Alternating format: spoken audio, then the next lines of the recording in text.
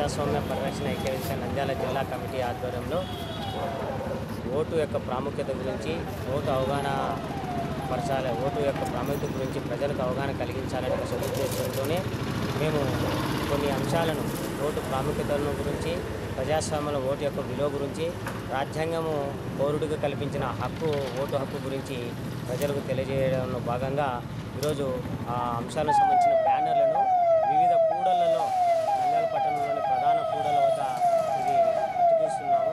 ఎందుకంటే ప్రజలందరూ కూడా అవగాహన పరులై వారి వారి యొక్క ఓటును సద్వినియోగపరచుకోవాలి.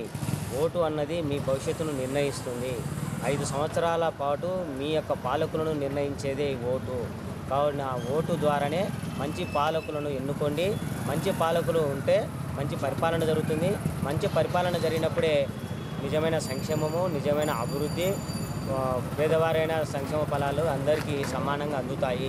కావున భారత రాజ్యాంగ గ్రంథంలో డాక్టర్ బిఆర్ అంబేద్కర్ గారి ఒక సూచన మేరకు ఈ ఓటు హక్కు కలిగిన ప్రతి పౌరుడు కూడా 100కి 100% ఓటును సద్వినియోగపరచుకోండి.